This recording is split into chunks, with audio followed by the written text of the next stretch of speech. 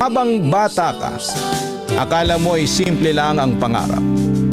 Gusto mo lang yumaman para mabili mo lahat ng gusto ng magulang mo.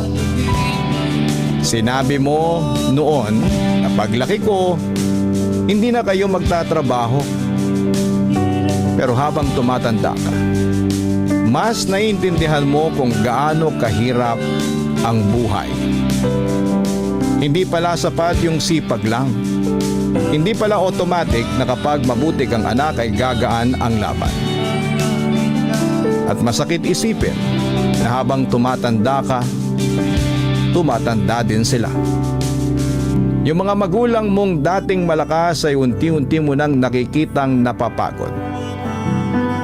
Yung dating ikaw ang inaalagaan ngayon ay gusto mo nang ikaw naman ang mag-alaga. Pero minsan, kahit gusto mong ibigay ang lahat, kulang pa rin yung kaya mo. At yun yung pinakamasakit sa isang anak. Yung makita silang may kailangan, pero hindi mo agad maibigay.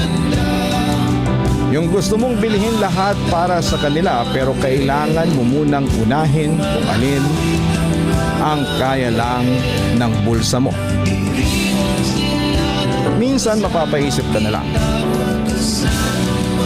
kailan kaya yung ako naman? Yung kaya ko nang sabihin sa kanila na pahinga na muna kayo. Kasi ang totoo ay hindi naman para sa sarili mo kaya ka lumalaban. Yun ay para sa kanila. Para masuklian kahit papaano lahat ng sakripisyong ginawa nila nung ikaw naman yung walang maibigay. At kung may isang dasal ang bawat mabuting anak, yun yung sana bigyan pa tayo ng mas mahabang oras para maibigay natin sa magulang natin ang buhay na deserve nila.